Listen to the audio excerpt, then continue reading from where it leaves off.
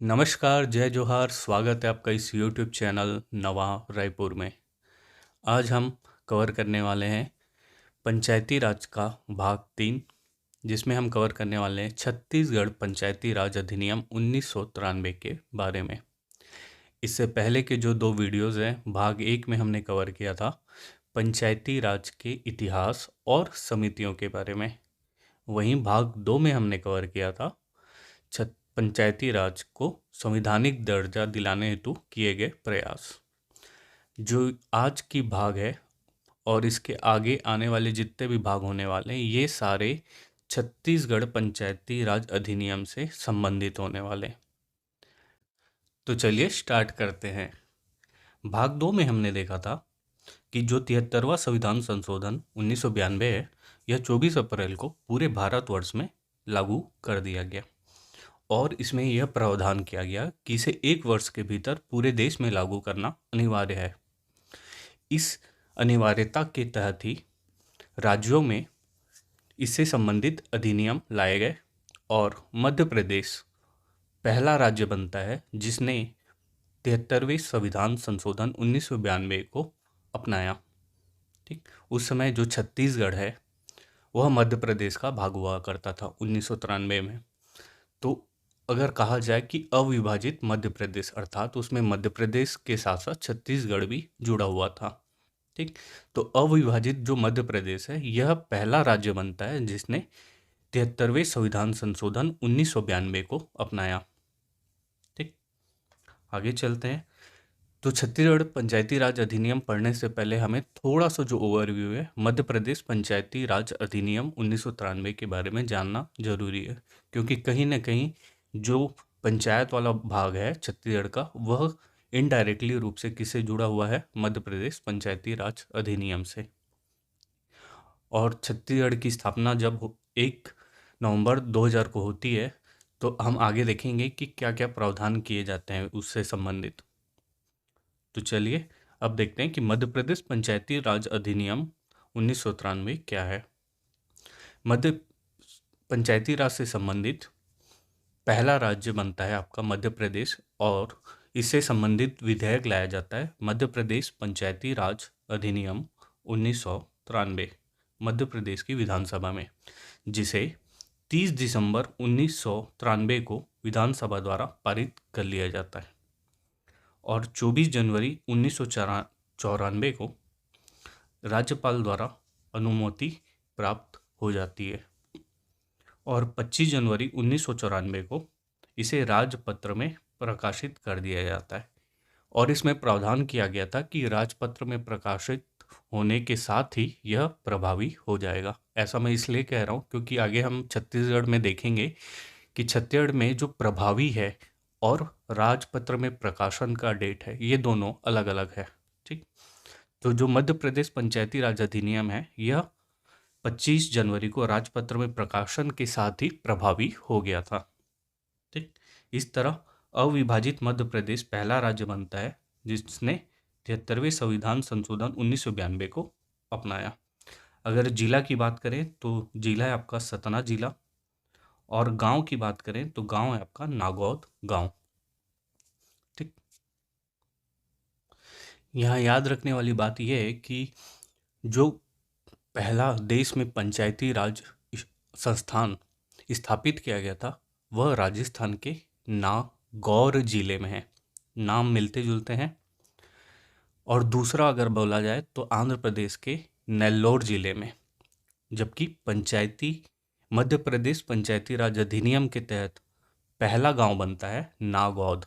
तीनों अलग अलग हैं, एक है राजस्थान का नागौर, एक है आंध्र प्रदेश का नेल्लोर और मध्य प्रदेश पंचायती राज से संबंधित है आपका सतना जिला का नागौद। ठीक, आगे चलते हैं। और 1 नवंबर सन 2000 को छत्तीसगढ़ एक पृथक राज्य के रूप में अस्तित्व में आया। अविभाजित मध्य प्रदेश के रूप में जब छत्तीसगढ़ मध्य प्रदेश का हिस्सा था, तो वहाँ पे पंचायती राज संबंधी जो प्रावधान लागू थे, उन प्रावधानों को छत्तीसगढ़ ने संशोधन के साथ एज इट इज़ अपना लिया। ठीक, तो अर्थात 31 अक्टूबर सन 2000 तक, मतलब एक छत्तीसगढ़ राज्य बनने के एक दिन पहले तक, छत्तीस मध्य प्रदेश पंचायती राज अधिनियम 1993 में जितने भी संशोधन हुए, उन संशोधन के साथ इस विधेयक को छत्तीसगढ़ ने अपना लिया। इस अपनाना या पुनः स्थापित करना, इसे ही हम कहते हैं अनुकूलन। ठीक। तो जब हम किसी विधेयक को पुनः स्थापित करते हैं अपनी विधानसभा में या नई विधानसभा में या नए राज्य की नई विधानसभा में, तो उसे हम कहते हैं अनुकूलन। ठीक। तो छत्तीसगढ़ इस विधेयक को छत्तीसगढ़ पंचायती राज अधिनियम 1993 के रूप में पुनः स्थापित करता है। ठीक। इसे हम कहते हैं अनुकूलन, और ये किया जाता है 7 जून सन 2001 को, और इसे राजपत्र में प्रकाशित किया जाता है 18 जून सन 2001 में। ठीक। और उसमें प्रावधान किया जाता है कि यह 1 नवंबर सन 2000 से पूरे छत्तीसगढ़ में लागू कर दिया जाएगा। ठीक। इसके विपरीत मध्य प्रदेश में राजपत्र में प्रकाशित होने के साथ ही प्रभावी कर दिया गया, जबकि छत्तीसगढ़ में इसे राजपत्र का में प्रकाशित का डेट अलग है और छत्तीसगढ़ में लागू प्रभावी होने का डेट अलग है। ठीक। इतना अंतर है। अगर इसको हम समराइज़ करें तो ये एक क्विक ओवरव्यू के रूप में देख सकते हैं कि ये आपका मध्य प्रदेश की विधानसभा से पारित किया गया था 30 दिसंबर 1993 को। राज्यपाल की स्वीकृति मिली 24 जनवरी 1994 को, और राजपत्र में प्रकाशित हुआ यह 25 जनवरी 1994 को। मध्य प्रदेश पंचायती राज अधिनियम 1993। वहीं छत्तीसगढ़ पंचायती राज अधिनियम 1993 जो है, ठीक, यह अनुकूलन हुआ इसका 7 जून सन 2001 को। राजपत्र में प्रकाशित हुआ यह 18 जून सन 2001 को, और यह पूरे छत्तीसगढ़ में प्रभावी हुआ 1 नवंबर सन 2001 से। यहाँ आप लोग के मन में एक क्वेश्चन आ सकता है कि भाई इसे हम छत्तीसगढ़ पंचायती राज अधिनियम 2000 क्यों नहीं करते हैं या 2001 क्यों नहीं कहते हैं, जबकि छत्तीसगढ़ राज्य तो बना है 2000 में। इसे हम छत्तीसगढ़ पंचायती राज अधिनियम 1993 ही क्यों कहते हैं? ठीक, क्योंकि छत्तीसगढ़ तो अस्तित्व में ही आया सन 2000 में। तो ऐसा इसलिए कहा जाता है कि जब कोई विधेयक या बिल पहली बार किसी विधानसभा में या किसी विधानमंडल में जब पहली बार इंट्रोड्यूस किया जाता है, तो उस पे जो सन होता है उसका लिखा होता है ना, वह उसके बाद आने वाले जितने भी संशोधन हैं उससे कोई फ़र्क नहीं पड़ता है। उसके बाद उस पे कितने भी संशोधन किए जाएं, लेकिन वह बिल उस जो प्रथम बार उस विधान पटल पे रखा जाता है उस नाम से ही उसे डिनोट किया जाता है या उस नाम से ही उसे संबोधित किया जाता है। ठीक। तो यह जो छत्तीसगढ़ पंचायती राज अधिनियम बिल था, यह एक्चुअल में मध्य प्रदेश पंचायती राज अधिनियम 1993 का ही हिस्सा था, इसलिए इसे डिनोट किया जाता है सन 1993 से। ठीक। आगे चलते हैं। अब शुरू करते हैं छत्तीसगढ़ पंचायती राज अधिनियम 1993। तो छत्तीसगढ़ पंचायती राज जो अधिनियम 1993 है, पूरी की पूरी है ना, एक सीरीज़ के रूप में आप देखोगे इसके बहुत सारे प्रावधान हैं और बहुत टेक्निकल है। तो इसको जो शुरू के कुछ धाराएं हैं, क्योंकि जो क्वेश्चंस आते हैं जनरली धारा से कम पूछता है, उससे ज़्यादा इम्पोर्टेंट है कि छत्तीसगढ़ पंचायती राज अधिनियम की जो टेक्निकलिटी है ना, उसको समझना। तो हमारा पहला फोकस तो इसको समझने के बारे में होना चाहिए। फिर हमको इसके बाद जो कुछ कुछ मेन प्रावधान की जो धाराएं हैं उसको याद करेंगे बीच बीच में। ठीक। लास्ट में हम इसके सारे भी जितने धाराएं हैं उसको एक बार रिकॉल करेंगे। ठीक। क्योंकि इसके जितने भी क्वेश्चन हैं वो कॉन्सेप्ट बेस्ड ज़्यादा पूछा जाता है एज़ कम्पेयर टू कि इस धारा में क्या है, उस धारा में क्या है। ठीक। तो चलिए स्टार्ट करते हैं। छत्तीसगढ़ पंचायती राज अधिनियम 1993। जो छत्तीसगढ़ पंचायती राज अधिनियम 1993 है ना, आपने देखा कि यह राजपत्र में जो प्रकाशित हुआ था, यह 18 जून सन 2001 को राजपत्र में प्रकाशित हुआ था, और इसके राजपत्र के कि प्रकाशन क्रमांक की बात करें तो वो है आपका 134। ठीक, इस अधिनियम में जो अध्याय हैं वो 15 अध्याय होने वाले हैं, धाराएं 132 धाराएं होने वाली है, और अनुसूचियां हैं वो 4 अनुसूची होने वाली है। ठीक, तो इसमें से जो बहुत इम्पोर्टेंट है वो हम पहले कुछ कुछ जो है उसको पहले याद करेंगे, जैसे धारा अध्याय क्या है, अनुसूचियाँ क्या हैं। और चूंकि 132 धाराएं याद करना थोड़ा सा आसान नहीं है, तो उसको हम बीच बीच में रिलेट करके याद करने वाले हैं। ठीक, तो सबसे पहले हम याद करने वाले हैं अध्याय। अध्याय की बात करें तो जो 15 अध्याय है आप देख सकते हैं। ठीक, इनको याद करने से पहले, इनकी धाराओं को याद करने से पहले एक हम रेंज के रूप में इसे याद करेंगे कि जैसे 1 से 2 क्या है तो प्रारंभिक है, 3 से 7 क्या है। अगर आप कुछ एक रेंज याद कर लेंगे तो सपोज अगर आप कोई धारा भूल गए हैं और आपको क्वेश्चन ऐसा कुछ मिलता है तो आप उस रेंज के भीतर से अनुमान लगा सकते हैं कि यह उससे उस अध्याय से संबंधित होगा, और अध्याय से उसके अंदर आने वाले जितने भी कंटेंट है उसके बारे में थोड़ा बहुत, है ना, गैस किया जा सकता है। तो इसलिए अध्याय याद करना बहुत इम्पोर्टेंट है। तो चलिए स्टार्ट करते हैं। अध्याय 1 जो कि है प्रारंभिक। किसी भी बिल का जो पहला अध्याय प्रारंभिक ही होता है, जिसमें 1 से 2 धाराएं होती है। जनरली पहला जो धाराएं होती है वो आपका विस्तार के बारे में होता है, और जो दूसरी धाराएं होती है वो परिभाषा के रूप में होती है। ठीक, तो इस अधिनियम का भी जो भा धारा 1 है वह है आपका विस्तार, छत्तीसगढ़ में कहाँ कहाँ विस्तार है। और जो धारा 2 है वो है आपका परिभाषाएं। ठीक, 3 से 7 जो धाराएं हैं उसमें आप देखेंगे ग्राम सभा के बारे में। ठीक, ग्राम सभा से संबंधित जितने भी अगर धाराओं के बारे में पूछेगा तो वो आपके धारा 3 से 7 के बीच में आपको देखने के लिए मिलेगी। पंचायत से संबंधित या पंचायतों की स्थापना से संबंधित जो धाराएं हैं वो आपका 8 से 41। वैसे ही जो चौथा अध्याय है वो है आपका निर्वाचन, जो कि आपका 42 से 43। फिर आपका सम्मिलन, सम्मिलन है आपका 44 से लेकर 48 तक। जो पंचायतों के कृत्य हैं वो आपका 49 से लेकर 61 तक। फिर जो अध्याय 6 के बाद आपको 6 क देखने मिलेगा, जिसमें आपको कॉलोनी निर्माण देखने के लिए मिलेगा, जो कि आपका 61 क से लेके 61 छ तक।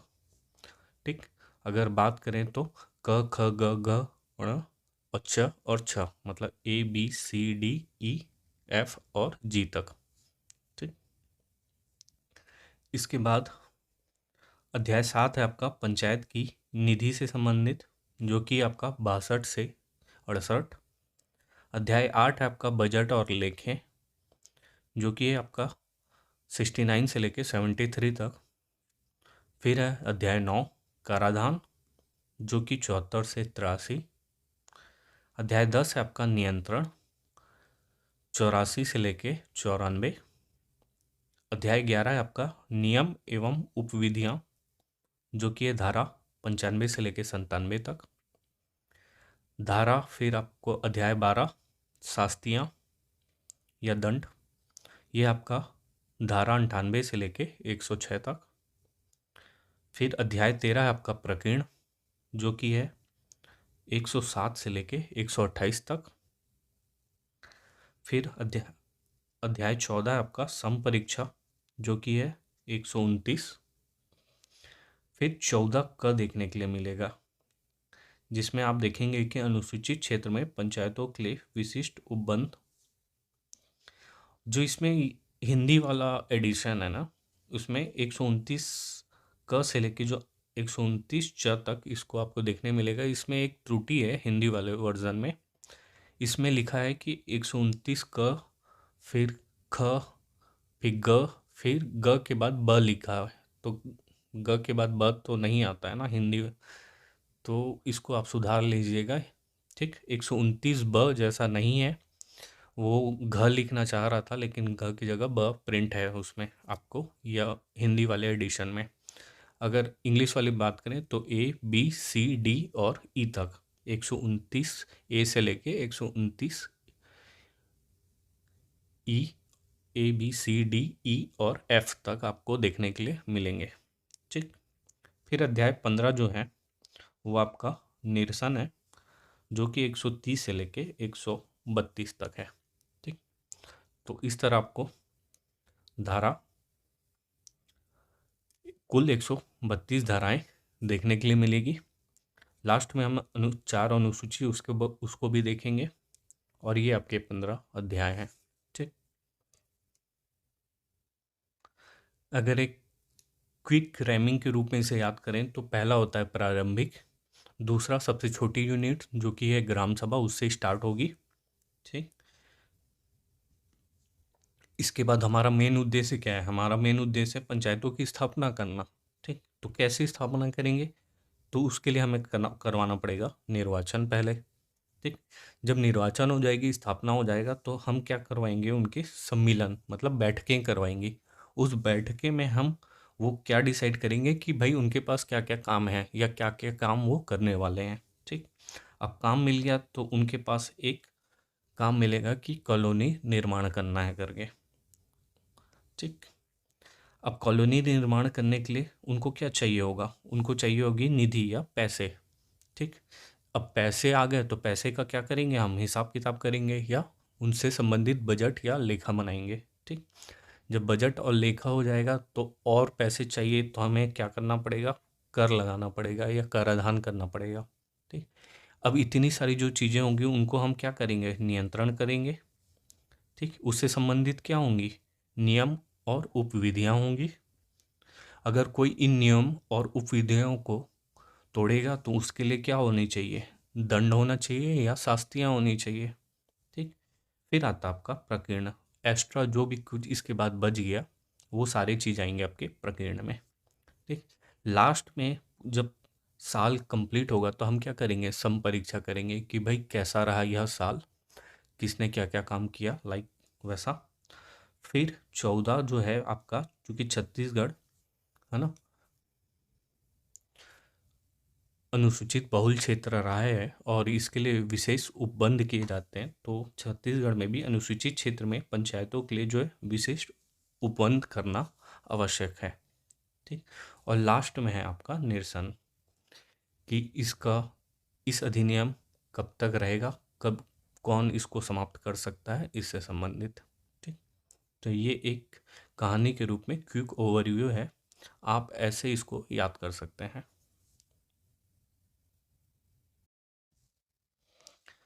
अब शुरू करते हैं हम अध्याय 1, जो कि आपका प्रारंभिक। प्रारंभिक में आपके दो धाराएं थी, 1 से लेकर 2 तक। जो धारा 1 है वह आपका संक्षिप्त नाम, विस्तार और प्रारंभ। ठीक। तो इसका संक्षिप्त नाम होगा आपका छत्तीसगढ़ पंचायती राज अधिनियम 1993। इसका विस्तार जो है आपका पूरे छत्तीसगढ़ में होने वाला है। और इसका प्रारंभ कब से हुआ? तो आपका 1 नवंबर सन 2001 से। ठीक। फिर आते हैं आपका धारा 2, जो कि होता है आपका परिभाषाएं जनरली। अब इसमें इस पंचायती राज से संबंधित जितने भी है ना जो शब्द है उनकी परिभाषाएं लिखी हुई है। जैसे कि ग्राम सभा से आपका क्या तात्पर्य है? तो ग्राम सभा से ग्राम सभा से तात्पर्य हो जाएगा आपका कि ग्राम सभा के क्षेत्र में सम्मिलित राजस्व ग्राम या वन ग्राम। ठीक। सिर्फ एक ग्राम नहीं, इसके अंतर्गत क्या क्या आने वाले हैं? राजस्व ग्राम भी आने वाले हैं और वन ग्राम भी। से संबंधित मतदाता सूची में पंजीकृत व्यक्तियों से मिलकर बनी हुई एक संस्था, उसे हम क्या कहेंगे? ग्राम सभा। ठीक। इसमें इम्पोर्टेंट क्या है कि सिर्फ गांव नहीं, इसके अंतर्गत राजस्व ग्राम भी आएंगे और वन ग्राम भी आएंगे। ठीक। साथ ही वो जो व्यक्ति होने चाहिए वो मतदाता सूची में पंजीकृत होने चाहिए। ठीक।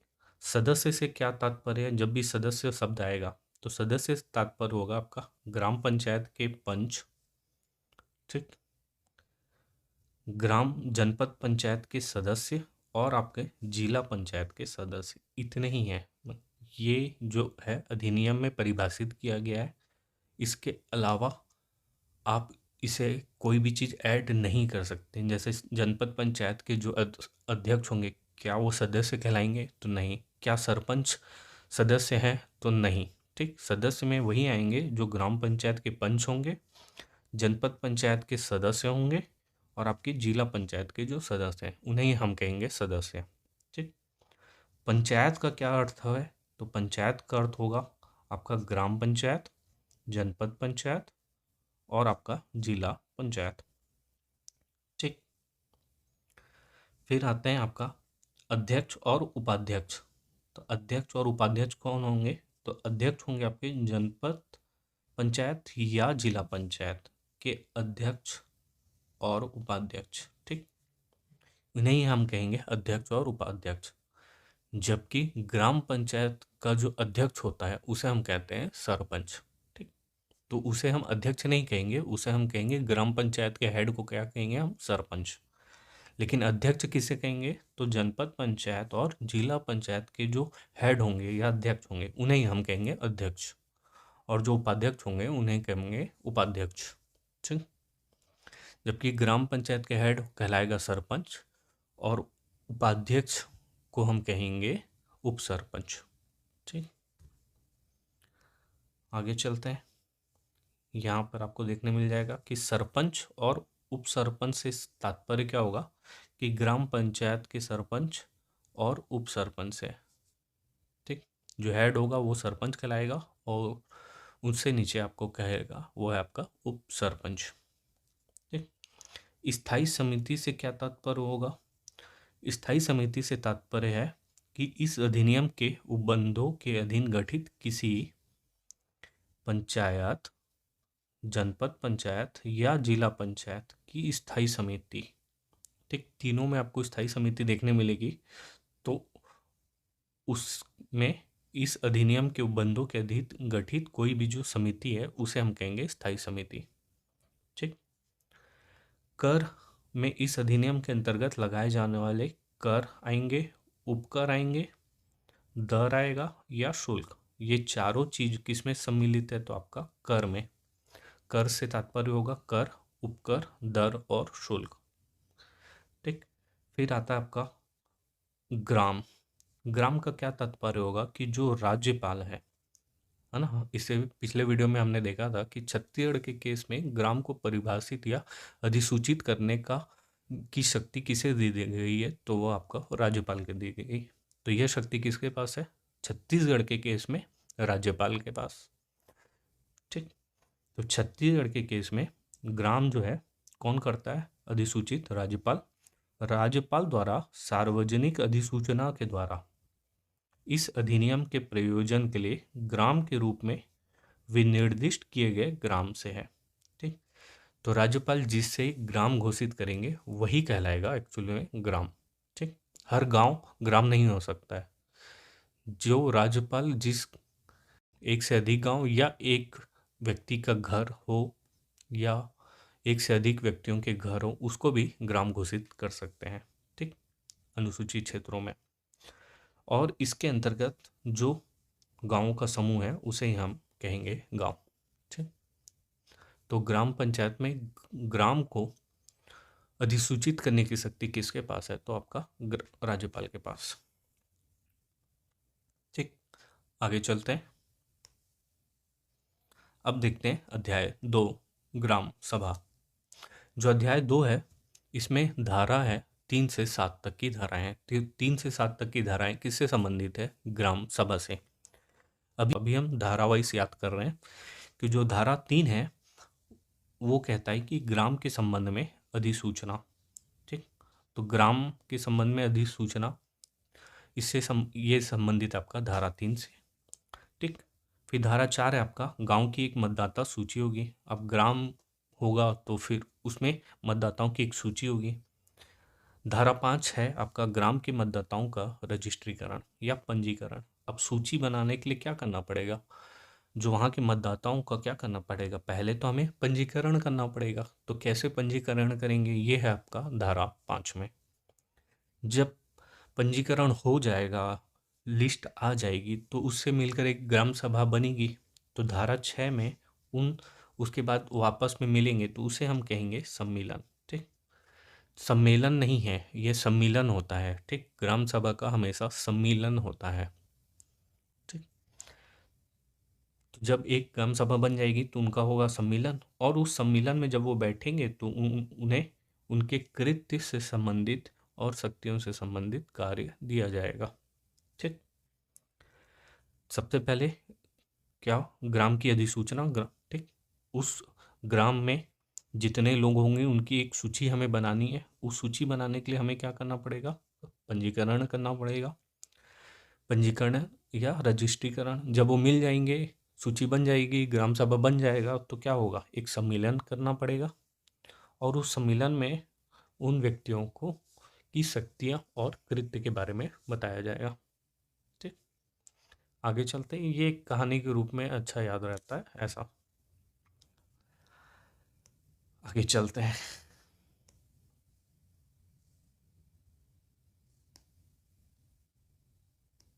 तो अध्याय 2, ग्राम सभा, जो कि धारा 3 से लेके 7 तक है। जो धारा 3 है वह आपका ग्राम के संबंध में अधिसूचना।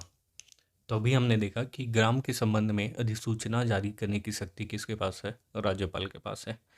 और चूंकि छत्तीसगढ़ सामान्य क्षेत्र और अनुसूचित क्षेत्र दोनों से मिलकर बना हुआ है, तो जो सामान्य क्षेत्र है उसमें हम गांव किसे कहेंगे, और अनुसूचित क्षेत्र में गांव में के अंतर्गत या ग्राम के अंतर्गत कौन कौन शामिल होने वाला है, ये देखने वाले हैं। ठीक, तो जो सामान्य क्षेत्र है उसमें किसी एक गांव या गांव के समूह को हम क्या कह सकते हैं, ग्राम कह सकते हैं। तो मतलब ग्राम के अंतर्गत कौन कौन आएगा, चाहे एक गांव हो या एक से अधिक गांव हो, वह ग्राम के अंतर्गत सामान्य क्षेत्रों में अधिसूचित हो सकते हैं। ठीक, इसके अंतर्गत क्या क्या होंगे, वन ग्राम भी हो सकते हैं और आपका राजस्व ग्राम भी आते हैं। जबकि अनुसूचित क्षेत्र में एक आवास या एक से अधिक आवास, ठीक, उसे भी हम ग्राम या राज्यपाल ग्राम घोषित कर सकते हैं, या फिर किसी एक माजरा या टोली या कॉलोनी जो बोला जाता है ना, उसे भी ग्राम घोषित किया जा सकता है, या फिर टोला या पारा इत्यादि को ग्राम घोषित कर सकते हैं। ऐसा इसलिए होता है क्योंकि जो अनुसूचित क्षेत्र है उसमें जो विशेष संस्कृति या किसी एक से अधिक संस्कृति के लोग हैं, तो उनके संरक्षण या उनके हितों के संरक्षण के लिए उन्हें ग्राम घोषित किया जा सकता है। ठीक, अर्थात इसमें संख्या की बात करें तो प्रत्येक ग्राम में एक ग्राम सभा होगी। ठीक, जो ग्राम होगा वहाँ पे आपको देखने मिलेगा एक ग्राम सभा, जबकि इसमें एक ग्राम में एक से अधिक ग्राम सभा हो सकती है। ठीक, क्योंकि ऐसा हो सकता है कि जिस राज्यपाल ने एक ग्राम घोषित किया है और उस ग्राम के अंतर्गत एक से अधिक अलग अलग संस्कृति या विशेष संस्कृति के लोग निवास करते हो, तो वहाँ एक से अधिक ग्राम सभा भी हो सकती है। ठीक, जिसका आधार है वह होगा आपका जनसंख्या सामान्य क्षेत्रों में, जबकि अनुसूचित क्षेत्रों में जो आधार होगा वो होगा आपका संस्कृति। कहीं पर हो सकता है पहाड़ी कोरवा हो, या कहीं पे हो सकता है बिरहोर हो, है ना, तो उनकी संस्कृति को ध्यान में रखते हुए वहाँ पे ग्राम सभा का निर्माण किया जाएगा। ठीक, अब यह शक्ति किसके पास है, तो यह शक्ति है आपका राज्यपाल के पास सामान्य क्षेत्रों के लिए।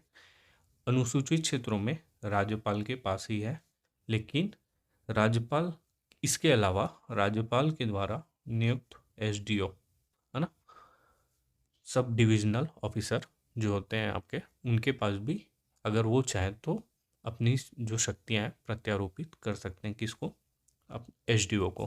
ठीक, तो ये आपका धारा 3। आगे चलते हैं, धारा 4 है आपका ग्राम की मतदाता सूची। अब जो ग्राम का निर्धारण हो गया, तो अब इस ग्राम के अंतर्गत हम क्या करने वाले हैं, एक सूची का निर्माण करेंगे। ठीक, तो जो सूची के है वह कौन प्रकाशित करेगा या उसका निर्धारण कौन करेगा? तो दोनों ही केस में समान, चाहे वो सामान्य क्षेत्र हो या फिर अनुसूचित क्षेत्र हो, दोनों ही केस में आपका राज्य निर्वाचन आयोग इससे संबंधित सूची जारी करेगा। ठीक। और इसके सदस्य कौन होंगे? तो इसके जितने भी वयस्क हैं, पहले तो 18 साल होना चाहिए, उन्हें ही हम मतदाता सूची में स्थान देते हैं, है ना। तो जितने वयस्क हैं वह इसके लिए क्वालिफाई या, है ना, कर जाते हैं। ठीक। यहाँ एक बात याद रखने वाली है कि जितने भी सभी वयस्क हैं उनका आवश्यक रूप से विधानसभा निर्वाचक नामावली में पंजीकृत होना आवश्यक है। ठीक। तो जितने भी वयस्क हो जाएंगे उसके बाद उन्हें जो विधानसभा की निर्वाचक नामावली है उसमें पंजीकृत होना अनिवार्य है, तभी वह वहाँ के मतदाता या पंचायतों के चुनाव के लिए मतदाता के रूप में निर्देशित किए जाएंगे। ठीक।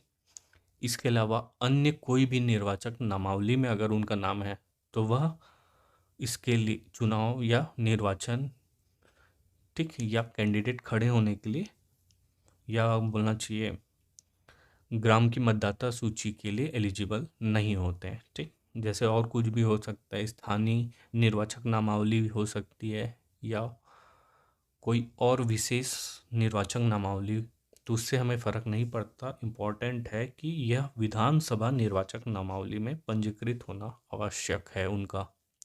ठीक। तभी वो कहलाएंगे पंचायतों या ग्राम सभा की वोटर्स। ठीक। या ग्राम के मतदाता। ठीक। और उन मतदाताओं से ही धारा 4 के अंतर्गत एक ग्राम के मतदाताओं की सूची बनाई जाएगी। आगे चलते हैं। धारा 5 है आपका ग्राम के मतदाताओं का पंजीकरण या रजिस्ट्रीकरण। अब चूंकि उनकी सूची बननी है तो वह पंजीकृत होने से संबंधित कुछ नियम और शर्तें हैं जो कि सामान्य और अनुसूचित क्षेत्र दोनों के लिए समान है। ठीक। अर्थात इसमें प्रावधान है कि एक मतदाता केवल एक ही ग्राम से पंजीकृत होगा। अर्थात वह कोई भी, चाहे वो इस ग्राम से हो या उस ग्राम से हो, पर उसका जो पंजीकरण है केवल एक ही ग्राम से होना चाहिए। मतदाता जिस गांव का मूल निवासी है वहीं से ही पंजीकृत होगा। ठीक। जहाँ उसका मूल स्थान होगा, मूल निवासी होगा, वहीं से वह पंजीकृत होगा। यदि एक मतदाता एक से अधिक गांव से पंजीकृत हो जाता है तो वह मत देने का अधिकारी नहीं होगा। ठीक। यदि कोई मतदाता एक से अधिक गांव से पंजीकृत होने वाला है तो उसे मत देने का अधिकार नहीं दिया जाएगा। ठीक। ये कुछ बेसिक नियम्स हैं जो कि बताए गए हैं धारा 5 में। आगे चलते हैं। धारा 6। अब धारा 6 है आपका ग्राम सभा का सम्मेलन। तो जो सम्मेलन होता है हमेशा किसका होता है? ग्राम सभा का। अब इस सम्मेलन को हम इन 7 पॉइंट के माध्यम से समझने वाले हैं। ये 7 पॉइंट अधिनियम में नहीं दिए गए हैं, ठीक है, लेकिन इसको समझने के लिए हमने इसे 7 पॉइंट पे डिवाइड किया है। कि भाई सबसे पहले देखेंगे कि सम्मेलन कौन बुलाता है, सम्मेलन की तारीख, समय और स्थान का निर्धारण कौन करेगा, सम्मेलन की सूचना कैसे दी जाएगी, सम्मेलन के प्रकार, क्या क्या प्रकार के सम्मेलन होते हैं, सम्मेलन में भाग लेने हेतु क्या योग्यता है और उस योग्यताओं का निर्धारण कौन करता है। फिर देखेंगे कि सम्मेलन के लिए गणपूर्ति क्या होगी। तो इस ग्राम सभा के सम्मेलन को हम 7 पॉइंट के माध्यम से समझेंगे। ठीक। तो चलिए स्टार्ट करते हैं आगे। पॉइंट 1 कि भाई ग्राम सभा का सम्मेलन कौन बुलाता है। तो ग्राम सभा का जो सम्मेलन है सबसे पहले सरपंच बुलाएगा। यह शक्ति किसके पास है? तो यह शक्ति सरपंच के पास है। ठीक। अगर सरपंच नहीं है या उसकी अनुपस्थिति में कौन बुलाएगा? तो उप सरपंच बुलाएगा।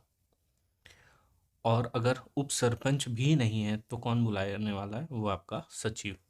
ठीक। यह है आपका ग्राम सभा से संबंधित। अब आगे देखते हैं कि ग्राम सभा के सम्मेलन की तारीख, समय, यह किस तारीख को होगा, कहाँ पे होगा, किस समय होगा, इसका निर्धारण कौन करता है? तो इसका निर्धारण आपका सरपंच करता है और उप सरपंच और उसकी अनुपस्थिति में आपका सचिव। सेम है, ज़्यादा कुछ अंतर है नहीं। अब आगे चलते हैं, पॉइंट 3 देखते हैं कि ग्राम सभा के सम्मेलन की सूचना कैसे दी जाती है और इसकी सूचना कौन देता है। ठीक, तो ग्राम सभा के सम्मेलन की जो सूचना है कि यह सम्मेलन इस तारीख को होने वाला है, इसकी सूचना कौन देता है? आपका सरपंच देता है। ठीक है, अब यह जो सूचना है कितने दिन पूर्व देकर बुलाया जाता है? तो इम्पॉर्टेंट है कि यह 7 दिन पूर्व सूचना देना अनिवार्य है। ठीक, कोई भी सम्मेलन होने से पहले 1 हफ्ता पहले बताना अनिवार्य है, लेकिन विशेष परिस्थिति की बात करें तो 3 दिन पूर्व भी सम्मेलन की सूचना दी जा सकती है। और जो सूचना है कैसे दी जाएगी? तो जो सूचना है वह सार्वजनिक स्थल पर चस्पा करके, जो गांव का सार्वजनिक स्थल होगा, चौक होगा, है ना, या सार्वजनिक बिल्डिंग होगी, वहाँ पे चस्पा करके आपकी ग्राम सभा की सम्मेलन की सूचना दी जाती है। या फिर आप देखे होंगे गांव में डोंडी पिटवाकर या हाका पड़वाकर, एक, है ना, एक हाका पारने वाला एक व्यक्ति होता है जनरली, है ना, जो गांव का कोतवाल होता है जनरल, वो जाके हाका पाड़ता है और बताता है कि इस दिन ग्राम सभा का सम्मेलन होना तय है करके। ठीक, आगे चलते हैं, पॉइंट 4 कि ग्राम सभा के सम्मेलन के क्या क्या प्रकार होते हैं। तो जो सम्मेलन आप देखने मिलेगा वो एक तो आपका सामान्य सम्मेलन और एक है आपका वार्षिक। 2 टाइप के सम्मेलन आपको देखने के लिए मिलेंगे। ठीक, तो अब इन सम्मेलन के बारे में पढ़ते हैं कि सामान्य सम्मेलन क्या होता है, वार्षिक सम्मेलन क्या है और इसके अंतर्गत क्या क्या प्रावधान है। तो सबसे पहले समझते हैं कि सामान्य सम्मेलन क्या होता है। तो जो सामान्य सम्मेलन है इसके बारे में जो 73वें संविधान संशोधन में प्रावधान किया गया है कि भाई यह प्रत्येक 3 माह में कम से कम एक बार, हर 3 माह में एक बार, अर्थात साल में कितने बार हो जाएगा आपका? साल में 4 बार इसकी बैठकें करना अनिवार्य है। अर्थात ग्राम सभा की साल में 4 बैठकें का प्रावधान किसमें बताया गया था? 73वें संविधान संशोधन, है ना, अधिनियम 1992 में। लेकिन छत्तीसगढ़ में हमने 6 बैठकें निर्धारित की, अर्थात जब छत्तीसगढ़ पंचायती राज अधिनियम 1993 आया तो उसमें 4 से बढ़ा के, न्यूनतम 4 तो होना ही चाहिए, लेकिन छत्तीसगढ़ ने 6 बैठकें कर दी, 6 सम्मेलन कर दिए। ठीक, और उन सम्मेलनों का डेट भी फिक्स कर दिया गया कि भाई साल में जो 6 बैठकें हैं वो कब कब होने वाली है। ठीक, तो पहला आपका 23 जनवरी, फिर आपका 14 अप्रैल, फिर 20 अगस्त, फिर आपका 2 अक्टूबर और फिर आपका जून और नवंबर में। इसमें एक तिथि निर्धारित नहीं है, इसमें कभी भी किया जा सकता है। इन तिथि को याद करने के लिए बेहतर आप इसको क्योंकि ये जो डेट निर्धारित किया गया है ये विशेष डेट है, जैसे कि 23 जनवरी है तो यह आपका सुभाष चंद्र बोस, है ना, सुभाष चंद्र बोस की जयंती है।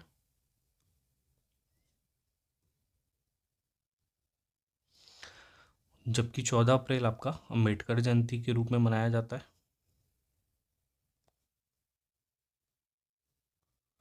वहीं 20 अगस्त राजीव गांधी जी का जन्मदिन है, तो राजीव गांधी जयंती।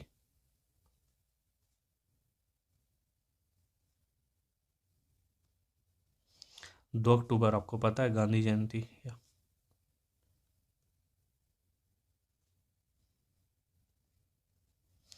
और आपका जो जून और नवंबर माह है ना, तो इसमें नवंबर माह जनरली खरीफ फसल की कटाई के बाद का समय होता है और जो जून है आपका रबी फसल के कटाई के बाद, अर्थात रबी और खरीफ फसल के कटाई के पश्चात आप इन जो महीने हैं इनमें आप 2 बैठकें अपने हिसाब से निर्धारित कर सकते हैं, पर आपको 6 बैठकें करना अनिवार्य है छत्तीसगढ़ के पंचायतों के संबंध में।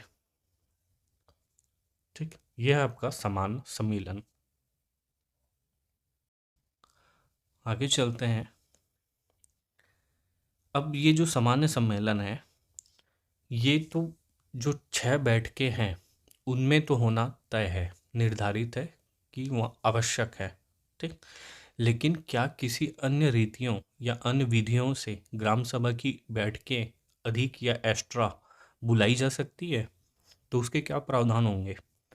तो किसी विशेष समय पे या विशेष कारणों से ग्राम सभा की बैठकें जो बुलाई जाती है, उसके लिए आपको क्या करना पड़ेगा? अगर ग्राम सभा के 1/3 सदस्य लिखित रूप पे मांग करें ग्राम सभा की सम्मेलन का, तो सम्मेलन किया जाएगा 6 बैठकों के अतिरिक्त। इसके अलावा जनपद परिषद चाहे तो, या जिला पंचायत चाहे तो, या फिर कलेक्टर चाहे तो ग्राम सभा की बैठकें या सम्मेलन विशेष समय पे या विशेष कारणों से की जा सकती है। ठीक, और जब वो ऐसे प्रावधान करें या ग्राम सभा के 1/3 सदस्य लिखित रूप में दें, तो कितने दिनों के अंतर्गत? तो भाई 30 दिनों के अंदर ग्राम सभा की बैठक बुलानी अनिवार्य है। ठीक है, जब वो विशेष रीति से ग्राम सभा की बैठक बुलाएं तब। ठीक, आगे चले। अब आते हैं वार्षिक सम्मेलन। तो ये था आपका सामान्य सम्मेलन, जिसमें सामान्य विषय रखे जाएंगे। फिर एक आता है आपका वार्षिक सम्मेलन। यह जो वार्षिक सम्मेलन है, नाम से स्पष्ट है कि यह साल में कम से कम एक बार तो होना अनिवार्य है। ठीक, और यह कब होना है? तो यह आगामी जो भी वित्त वर्ष चालू होगा उसके 3 माह पूर्व करना अनिवार्य है। ठीक है, साल में न्यूनतम एक बार, और वित्त वर्ष प्रारंभ होने के 3 माह पूर्व, जो भी नया अगला साल वित्त वर्ष जहाँ से चालू होगा उसके 3 माह पूर्व करना अनिवार्य है। ठीक, अब इससे संबंधित इस वार्षिक सम्मेलन में जो होगा, इसमें क्या क्या विषय रखे जाएंगे? जो सामान्य सम्मेलन है उसमें सामान्य प्रशासन से संबंधित विषय रखे जाते हैं, जबकि वार्षिक सम्मेलन में जो विषय होंगे वह निर्धारित है कि इसमें क्या क्या किया जाएगा। तो इसमें लेखाओं का वार्षिक विवरण तय किया जाएगा, पूर्ववर्ती वित्तीय वर्ष के प्रशासन की रिपोर्ट रखी जाएगी कि पिछला वित्तीय वर्ष कैसा रहा, आगामी वित्तीय वर्ष के लिए प्रस्तावित विकास और कार्य रखे जाएंगे कि आगे आने वाले साल में हम क्या क्या करने वाले हैं। ठीक, अंतिम संपरीक्षा टिप्पणी जो है ना, संपरीक्षा साल के अंत में की जाएगी, उसकी टिप्पणी और उसके संबंध में दिए गए उत्तर कि भाई इससे संबंधित आपने क्या उत्तर दिए। फिर है आपका 5वां, ग्राम पंचायत का वार्षिक बजट रखा जाएगा और अगले वित्तीय वर्ष के लिए वार्षिक योजना बनाई जाएगी। तो ये 5 जो विषय हैं ये संबंधित है किससे? तो वार्षिक सम्मेलन से। ठीक, आगे चलते हैं। आगे चलते हैं पॉइंट 5 में हम देखेंगे कि ग्राम सभा के सम्मेलन की अध्यक्षता कौन करता है। ठीक, तो यह 2 भागों में है, एक सामान्य क्षेत्र है और आपका अनुसूचित क्षेत्र है। दोनों जगह अलग अलग रूप से सम्मेलन की अध्यक्षता की जाती है। जो सामान्य क्षेत्र है उसमें जो सम्मेलन की ग्राम सभा के सम्मेलन की अध्यक्षता कौन करेगा? तो वहाँ का जो सरपंच होगा वह वही ग्राम सभा के सम्मेलन की अध्यक्षता करेगा। अगर सरपंच की अनुपस्थिति है तो फिर उप सरपंच, और उप सरपंच भी नहीं है तो आपका सम्मेलन में उपस्थित सदस्यों की बहुमत से एक व्यक्ति का चुनाव किया जाएगा, है ना, सहमति से, और वह व्यक्ति सामान्य क्षेत्र में सरपंच और उप सरपंच की अनुपस्थिति में उस ग्राम सभा की अध्यक्षता करेगा। लेकिन अनुसूचित क्षेत्रों में अलग होता है। अनुसूचित क्षेत्रों में सम्मेलन में शामिल सदस्यों यहाँ कभी भी सरपंच या उप सरपंच अनुसूचित क्षेत्रों में ग्राम सभा की अध्यक्षता नहीं कर सकते हैं, कभी भी नहीं कर सकते हैं, भले वो निर्वाचित हैं सरपंच और उप सरपंच के रूप में, ठीक। लेकिन वह उस ग्राम सभा की अध्यक्षता नहीं कर सकते हैं। तो उस ग्राम सभा की अध्यक्षता करने के लिए उस सम्मेलन में शामिल सदस्यों में से बहुमत के आधार पे अनुसूचित जो भी वर्ग होगा, चाहे वो जाति अनुसूचित या अनुसूचित जनजाति, उस वर्ग से एक सदस्य का चुनाव किया जाएगा सहमति से, और वो सदस्य उस ग्राम सभा की अध्यक्षता करेगा, ठीक है। और यहाँ याद रखने वाली बात ये है कि जो भी व्यक्ति इस बार अनुसूचित क्षेत्र में अध्यक्षता कर रहा है, वह व्यक्ति अगली बार उस ग्राम सभा की अध्यक्षता नहीं करेगा, अर्थात किसी नए व्यक्ति को अध्यक्षता करने के लिए चुनाव या चुना जाएगा अपने लोगों के बीच में से, ठीक। और सबसे इम्पोर्टेंट बात है कि चाहे वो सरपंच हो, उप सरपंच हो या फिर पंच हो, वह कभी भी अनुसूचित क्षेत्रों में ग्राम सभा की अध्यक्षता नहीं करने वाले हैं, ठीक है। अब आते हैं पॉइंट 6 में। तो पॉइंट 6 है आपका, तो इस ग्राम सभा के सम्मेलन में भाग लेने हेतु योग्यता क्या होनी चाहिए या क्या होगी। तो इसकी योग्यता, या कोई व्यक्ति चाहता है कि मैं इस सम्मेलन में, ग्राम सभा की सम्मेलन में भाग लूं, तो इसका निर्धारण कौन करेगा। तो इसका निर्धारण करता है अध्यक्ष। यहाँ अध्यक्ष इसी के लिए लिखा गया है क्योंकि सामान्य क्षेत्र की अध्यक्षता सरपंच करता है, जबकि अनुसूचित क्षेत्र की अध्यक्षता उनमें से चुना हुआ एक व्यक्ति, जिसे हम कहेंगे अध्यक्ष, ठीक। इसी के लिए हमने यहाँ पर निर्धारण में क्या लिखा है, अध्यक्ष, ठीक है। अब वो सामान्य क्षेत्रों के लिए हो जाएगा तो अध्यक्ष कहलाएगा सरपंच, और अनुसूचित क्षेत्रों के लिए होगा तो उनके बीच में से चुना हुआ अनुसूचित वर्ग से एक सदस्य, वो होगा अध्यक्ष, और वही डिसाइड करेगा कि कोई व्यक्ति इस सम्मेलन में भाग लेने लायक है या उसे अनुमति दिया जाए या नहीं, ठीक। और उनके अनुमति के पश्चात ही वह उस ग्राम सभा में भाग के सम्मेलन में भाग ले सकता है, ठीक। आगे चलते हैं, फिर आते हैं पॉइंट 7। पॉइंट 7 कहता है कि ग्राम सभा के सम्मेलन हेतु गणपूर्ति क्या होनी चाहिए। तो गणपूर्ति सामान्य क्षेत्रों के लिए अलग है और अनुसूचित क्षेत्रों के लिए अलग है। तो जो गणपूर्ति है सामान्य क्षेत्रों के लिए 1/10 सदस्य, अगर 1/10 सदस्य आ जाएंगे, अगर उस सम्मेलन में भाग हैं, तो उसकी कार्रवाई शुरू की जा सकती है। जबकि अनुसूचित क्षेत्रों में गणपूर्ति के लिए मिनिमम आपको 1/3 या 33% जनसंख्या या लोगों की संख्या चाहिए, तब जाके ग्राम सभा की कार्रवाई शुरू की जा सकती है। और आपको महिला की भागीदारी बहुत अनिवार्य है इसमें, ठीक, दोनों ही केस में। इस 1/2 में से 1/3 महिला का होना अनिवार्य है, ठीक। जबकि अनुसूचित क्षेत्र में 1/3 सदस्य में से 1/3 महिला का होना अनिवार्य है। अगर सपोज हम बात करें कि सामान्य क्षेत्र में 90 मतदाता या वयस्क व्यक्ति हैं जो कि उस ग्राम सभा की सूची में लिस्टेड हैं, है ना, और अनुसूचित क्षेत्रों में भी 90 हैं, तो जो सामान्य क्षेत्र में कम से कम आपको 9 सदस्य चाहिए, तब जाके ग्राम सभा की कार्रवाई शुरू होगी। जबकि अनुसूचित क्षेत्र में आपको कम से कम 30 व्यक्ति चाहिए, तब जाके उसकी कार्रवाई शुरू की जाएगी, ठीक।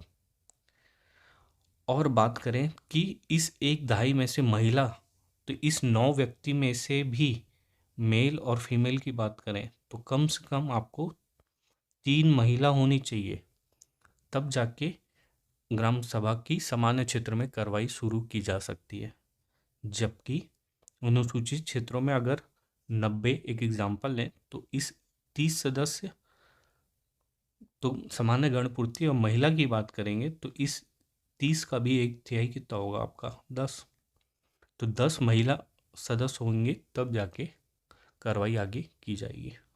ठीक। यहाँ याद रखने वाली बात है कि जो महिला की जो अनिवार्यता है ना गणपूर्ति में, यह सिर्फ ग्राम सभा में ही है। ग्राम पंचायत, जनपद पंचायत और जिला पंचायत की गणपूर्ति में महिला सदस्य की अनिवार्यता नहीं है। अर्थात वहाँ जो ग्राम पंचायत, जनपद पंचायत और जिला पंचायत है, इसमें अगर महिला सदस्य नहीं भी हैं, अगर सिर्फ गणपूर्ति है, चाहे मेल मेल आ गए, तो भी कार्रवाई शुरू की जा सकती है। लेकिन ग्राम सभा में जब तक महिला की गणपूर्ति और सामान्य गणपूर्ति, जब तक ये दोनों कंडीशन फुलफिल नहीं होंगे, कार्रवाई आगे नहीं बढ़ेगी। ठीक, आगे चलें। अब सपोज की बात, अगर गणपूर्ति नहीं मिलती है तो क्या प्रभाव होगा? तो पहला पॉइंट है कि ग्राम सभा जो है वो स्थगित हो जाएगी पहले तो। ठीक, अगर गणपूर्ति नहीं होती है तो ग्राम सभा पहले तो स्थगित हो जाएगी। अब इस स्थगन की सूचना कौन देगा? तो सामान्य क्षेत्र में सरपंच देगा और अनुसूचित क्षेत्र में इसकी सूचना देगा अध्यक्ष। ठीक, अब जो स्थगित सम्मेलन है यह किस तारीख को होगी, अगली बार किस समय पे होगी और किस स्थान पे होगी, इसका निर्णय भी कौन करेगा? सरपंच और अध्यक्ष ये तय करेंगे। ठीक, और जो स्थगित बैठक है वह अगले 30 दिनों के भीतर होना अनिवार्य है। ठीक है, अब इस जो स्थगित बैठक होगी उसमें नए विषय पे चर्चा नहीं हो सकती है। ठीक, क्योंकि पिछला जो विषय है वह अपूर्ण था, तो जब नई स्थगित बैठक पुनः 30 दिनों के भीतर आयोजित की जाएगी तो उसमें पुराने विषय पे ही चर्चा की जाएगी। ठीक है, और इस स्थगित बैठक में गणपूर्ति अनिवार्य नहीं होगी। ठीक है, पहली बार गणपूर्ति अनिवार्य है, लेकिन जब स्थगित हो जाती है तो उस समय गणपूर्ति अनिवार्य नहीं होगी। आगे चलें। अब जो गणपूर्ति नहीं मिलने पर 5 विषयों पर चर्चा नहीं की जा सकती। सपोज किसी बैठक में गणपूर्ति नहीं होती है तो इन 5 विषयों पर चर्चा नहीं की जा सकती है। अब वो 5 विषय कौन कौन से हैं? एक तो वार्षिक कार्य योजना, दूसरा है आपका हितग्राहियों का जो चयन है बिना गणपूर्ति के, इस पे चर्चा नहीं की जाएगी। जो वार्षिक बजट का है इस पे भी बिना गणपूर्ति की चर्चा नहीं की जा सकती। चौथा है आपका लेखा संपरीक्षा प्रतिवेदन और वार्षिक लेखा, और पांचवा है आपका प्रशासनिक रिपोर्ट। इन 5 विषयों पे बिना गणपूर्ति के चर्चा नहीं की जा सकती है। ठीक है, ऐसा नहीं कि स्थगित बैठक हुआ उसमें गणपूर्ति नहीं मिल रही है तो इन 5 विषयों पे चर्चा की जा सकती नहीं। इन 5 विषयों पे इस चाहे वो सामान्य हो या फिर स्थगित बैठक हो, दोनों ही केस में इन 5 विषयों पे चर्चा नहीं की जा सकती है। ठीक, इन 5 विषयों के लिए गणपूर्ति अनिवार्य है। आगे चलते हैं। अब देखते हैं कि गणपूर्ति जुटाने की जिम्मेदारी आखिर किसकी होती है। तो ये गणपूर्ति जुटाने की जिम्मेदारी होती है एक तो सरपंच की और दूसरा आपका पंच की। ये दोनों ही व्यक्ति जिम्मेदार होते हैं गणपूर्ति जुटाने के लिए। पर यदि सरपंच व पंच 3 क्रमागत बैठकों में गणपूर्ति जुटाने में अगर असमर्थ हो जाए तो उन्हें आगामी 2 बैठकों में गणपूर्ति जुटाने के लिए पहले तो नोटिस दिया जाएगा और उन्हें आगामी 2 बैठकों में गणपूर्ति जुटाने का मौका दिया जाएगा। किंतु वह आगामी 2 बैठकों में भी गणपूर्ति जुटाने में अगर असमर्थ हो जाए तो सरपंच व पंच को कार्यमुक्त करने हेतु कार्रवाई की जाएगी। अर्थात उसे कुल 5 बार मौका दिया जाएगा, पहले की 3 क्रमागत और फिर बाद में 2 बार और मौका दिया जाएगा। अगर वह इन 5 क्रमागत बैठकों में गणपूर्ति जुटाने में असमर्थ होता है तो सरपंच और पंच को कार्यमुक्त करने हेतु कार्रवाई की जाएगी। आगे चलते हैं। अब देखते हैं धारा 7, जो कि है आपका ग्राम सभा की शक्तियाँ और कृत। अब ग्राम सभा की शक्तियाँ क्या क्या होती है? पहले तो ग्राम के आर्थिक विकास संबंधी योजनाओं की पहले पहचान करना, मतलब जो भी योजनाएं हैं जो कि उस ग्राम की विकास से संबंधित, उनकी पहचान करना और उनकी प्राथमिकता तय करना।